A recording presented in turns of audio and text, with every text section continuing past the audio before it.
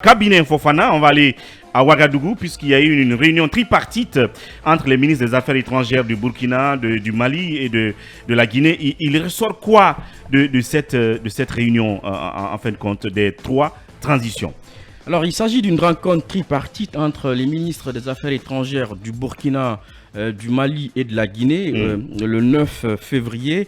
Ils se sont rencontrés donc au Burkina pour échanger autour de questions notamment liées à donc la nécessité de mettre en place et d'institutionnaliser un cadre permanent de concertation entre les trois pays, la tenue de consultations diplomatiques et politiques au plus haut niveau afin de faire de ce partenariat Bamako-Conakry et Ouagadougou un axe gagnant pour le bien-être des populations. Il faut rappeler que ce sommet-là ou cette rencontre entre ces trois chefs de la diplomatie de ces pays-là intervient après donc le passage du ministre des Affaires étrangères russe dans le Sahel notamment. Il est passé au Mali et rappeler aussi que dans ces trois pays sont en transition, le Mali et le Burkina qui ont du mal à partir avec la France. On a vu déjà que la France a plié bagage au Mali. Au Burkina,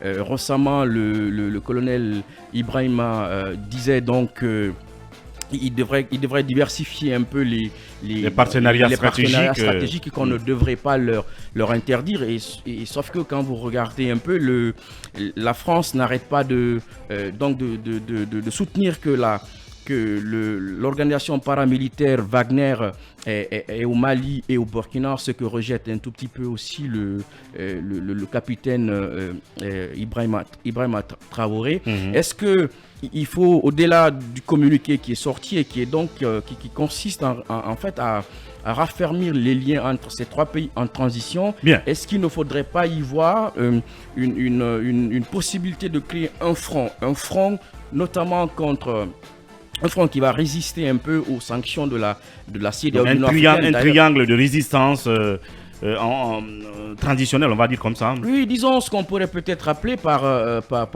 les alliés contre la CEDEAO et l'Union africaine. D'ailleurs, le communiqué dit en substance que l'objectif donc de cette rencontre-là, c'est aussi d'interpeller l'Union africaine et la CEDEAO sur la nécessité aujourd'hui de lever les sanctions, parce que ces sanctions-là, selon les chefs de diplomatie de ces trois pays-là, ont plutôt un impact sur ces populations pour lesquelles ces organisations-là, donc l'Union africaine et la CEDEAO, pour lesquelles elles existent. Et l'autre chose, c'est que la France, comme je le disais tantôt, le Mali et le Burkina qui sont vent debout, on peut le dire ainsi, contre la France, et le colonel Mamadi Doumbouya qui est plutôt perçu et présenté à tort ou à raison comme étant supporté aujourd'hui par la France, du fait peut-être de l'euphémisme de la France.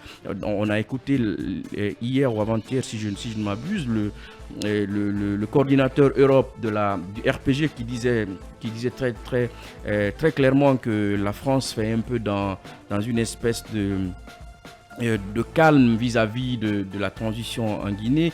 Est-ce que ceci n'est pas en réalité cette idée de penser que la France supporterait la Guinée dans sa transition, notamment du fait peut-être que le colonel soit lié un peu à la France, du fait de son parcours militaire et autres.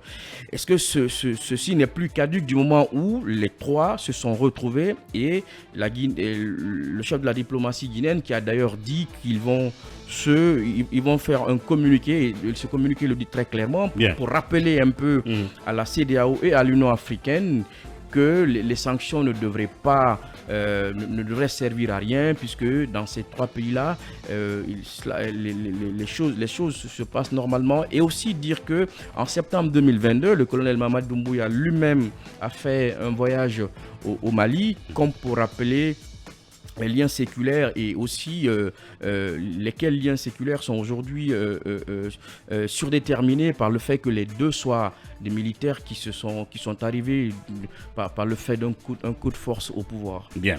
Et bien, évidemment, on va peut-être revenir sur quelques parties essentielles de ce communiqué, parce qu'il faut le rappeler, il y a un communiqué final qui a sanctionné cette rencontre entre Maurice Sanda de la Guinée et ses deux homologues du Burkina et du Mali. On va s'élargir sur le sujet. Il est dit que pour ce faire, les chefs de délégation ont noté la nécessité de mettre en place, vous l'avez certainement dit, et d'institutionnaliser un cadre permanent de concertation entre les trois pays, la tenue de consultations politiques et diplomatiques au plus haut niveau, afin de faire de ce partenariat Bamako-Conakry-Ouagadougou un axe gagnant pour le bien-être des populations, le renforcement de la solidarité en vue d'assurer la sécurité. Et au point 10, il est dit, en termes de perspective, les points suivants ont été retenus: la facilitation de la fourniture en hydrocarbures et en énergie électrique entre les trois pays, le développement du commerce et le transport depuis le port de Conakry jusqu'au Burkina en passant par le Mali, l'organisation de l'exploitation minière entre les trois pays. Qu'est-ce qu'on doit entendre par là? La mobilisation des ressources nécessaires en vue de réaliser le projet de construction du chemin de fer Conakry-Bamako-Ouagadougou, la réhabilitation et la construction des routes internationales entre les trois pays devant servir de levier de croissance économique et faciliter la libre circulation des populations et de leurs biens, la dynamisation des échanges économiques et commerciaux et le renforcement de la coopération dans le développement rural et l'environnement de la formation. À cela, il faut ajouter le fait qu'ils ont tous demandé que l'on lève les sanctions qui pèsent sur les trois pays en ce moment. Oui, Talibé, qu'est-ce qui peut bien se cacher derrière cette réunion tripartite, une sorte de mise en place de moustiquaires, des trois moustiquaires? Oui, vous savez, ces trois pays, le Mali, la Guinée et le Burkina, donc deviennent une sorte de préoccupation majeure pour l'espace ouest africain, parce que voilà, vous avez là des militaires qui ont renversé des régimes, en tout cas des présidents civils. Et aujourd'hui, quand vous prenez par exemple le point 13, il est dit: tout en encourageant la recherche de solutions endogènes aux défis auxquels leurs pays sont confrontés, les ministres ont réaffirmé leur engagement à examiner tout partenariat qui respecte la souveraineté et répond aux besoins de leur population. Pour ce faire, ils ont réitéré leur attachement au principe de non-ingérence dans les affaires intérieures des États. Et en outre, ils ont déploré les sanctions imposées de façon mécanique qui ne tiennent souvent pas compte des causes profondes et complexes des changements politiques. À cet effet, ils ont indiqué que ces décisions de suspension empêchent la participation de leur pays aux instances des structures de la CEDEAO. Voilà ce souverainisme et ce principe de non-ingérence qui est réaffirmé par ces ministres des Affaires étrangères. Et justement, on parle de sanctions prises de façon mécanique. On ne pouvait pas dire mieux, on ne pouvait pas être plus carré, plus caustique dans la façon, de critiquer, disons, la CEDEAO et ses différentes décisions. Donc il y a une sorte, vous avez vu quelque part, on parle même du projet de construction d'un chemin de fer, Conakry, Bamako, Ouaga, qui a été évoqué au cours de ce sommet. C'est-à-dire que ces trois militaires, les deux colonels guinéens et maliens et le capitaine burkinabé, ils se serrent les coudes, ils essayent donc de faire front commun contre ce qu'ils appellent les velléités d'ingérence et les velléités en tout cas d'amenuiser les souverainetés, la souveraineté des États qu'ils dirigent. Donc c'est encore dans la même dynamique des visites en tout cas la visite que Doumbouya a effectuée au Mali. Vous le savez, une délégation burkinabé était là, je crois, à travers le ministre des Affaires étrangères, mais aussi le président de l'organe législatif de la transition au Burkina était là à Conakry à l'occasion de l'an 1 du CNT. Absolument. Il y a donc une sorte de pas simplement de rencontres tripartites. Mais c'est un front. Oui, c'est un front qui est en train de se former. Un front à trois. Une triade. Voilà, une triade, carrément. Voilà, un front à trois. Une sorte de Guinée-Mali. Burkina. Ghana qu'on a connu, je crois, à un moment. Donc, ces pays se donnent la main parce que peut-être si, en tout cas, la résistance à la CEDEAO et à la France notamment est davantage prononcée au Mali où on ne veut rien comprendre. Vous avez vu récemment, ils ont expulsé en tout cas un des gars, le responsable des droits de l'homme de la MINUSMA, qui est persona non grata désormais. Le départ annoncé aussi des troupes françaises de Burkina, tout cela fait qu'il y a une sorte de agenda, mais aussi de radicalisation de ces trois transitions-là vis-à-vis, même si dans le lot, Mamadi pourrait éventuellement être le plus fréquentable quand on sait qu'on lui prête de bons rapports au moins avec la France. Parce que pour beaucoup, s'il y a eu des sanctions contre le Mali, c'est parce que la France était derrière. J'ai l'impression qu'on veut le contaminer là. Voilà qu'il était derrière. Mais bon, Mamadi, peut-être, il joue intelligemment dans cette affaire. Bien, oui, Bassekou, on va faire le tour vite fait. Ok, oui. Le sentiment propos de Talibé. Je pense que cette volonté-là est désormais caduque. Pourquoi? Parce que si la France était clémente vis-à-vis de la Guinée, donc notamment vis-à-vis du colonel, c'était justement pour éviter que ce front-là se crée. Si ce front-là est créé, je pense que ça en dit long sur l'échec justement de la France pour éviter que l'on se tourne. Parce que la vérité, c'est que cette rencontre-là, c'est pour justifier le choix du Mali et de la Guinée et plutôt du Burkina vers Wagner, donc vers la Russie. Est-ce que ça veut donc dire aujourd'hui que la France est en train de perdre la Guinée au profit de Wagner, du Wagner de la Russie? De toute façon, il n'y a aucune nécessité que Wagner vienne s'installer ici. Si parmi les trois chefs de junte, Doumbouya est quand même le plus ouvert à la France, le plus au contact de la France, ça pourrait justement le renforcer parce qu'il pourrait être une sorte d'interlocuteur de la France auprès justement de ces deux collègues, maliens et burkinabés, très en tout cas apparemment. En tout cas pour le Burkinabé, on sent qu'il est en train d'emprunter le sillage du Malien. Donc Mamadi pourrait bien évidemment être une sorte d'interlocuteur ou bien de relais de la France auprès de ces deux autres transitions. Type cinquième colonne. Voilà. Bon, je ne dirais pas. Le sentiment anti-français. On parle de mutualisation des activités minières. Oui, mais le sentiment anti-français qui prend de l'ampleur aujourd'hui au Mali, au Burkina, et le rejet notamment des sanctions qui sont prises par la CEDEAO contre les trois pays, je pense que c'est même l'une des conséquences aujourd'hui vraiment de la situation qui se présente concrètement sur le terrain. Les trois pays sont dans le viseur aujourd'hui de la CEDEAO à cause notamment de la gestion mais est-ce qu'ils le sont véritablement? Oui, parce la CEDEAO pratiquement les a lâchés là, parce que la Guinée a ses 2 ans, je veux dire le CNR a ses 2 ans, le Malien il n'a plus de problème avec la CEDEAO, tout comme le Burkina. Non, je ne sais pas qu'est-ce que la CEDEAO leur met comme pression. Non, parce que en fait moi je ne comprends pas l'objectif même vraiment de cette rencontre, parce qu'on va vers, en fait j'ai l'impression qu'on est en train d'aller vers un isolement, parce que si vous prenez aujourd'hui le cas de la France, il y a des institutions internationales dans lesquelles quand même la France est très présente, les institutions de financement et tout ça. Donc je pense qu'il faut faire attention notamment à certaines prises de décision en ce qui concerne notamment la France et puis voilà, certaines institutions. Je pense que ces pays-là aujourd'hui ont intérêt à travailler à ce que voilà, qu'on revienne à l'ordre constitutionnel. Et ce qui est en train d'être fait aujourd'hui, par exemple le cas de la Guinée, les 2 ans de transition ont été validés. on est sur un processus aujourd'hui. Le président même a réitéré son engagement à ce que le comité qui est mis en place puisse travailler à ce que le chronogramme soit, il y a même un mariage, soit respecté. Il y a un mariage entre la Lui, c'est un CEDEAO et le légionnaire CNRD. français. Moi, je ne crois pas que ça soit très intelligent de la part des autorités de la transition guinéenne, notamment de s'aligner sur le radicalisme aujourd'hui qui est prononcé par le Mali et par le Burkina Faso. Ce ne sont pas les mêmes réalités, ce ne sont pas les mêmes engagements. Donc un conseil pas cher de Basekou. Oui, Ibrahim Alain Kolnesouma. C'est une rencontre insensée qui n'a aucun sens. Oui, mais sensé pour ceux qui l'ont tenu. Non, ça n'a pas de sens.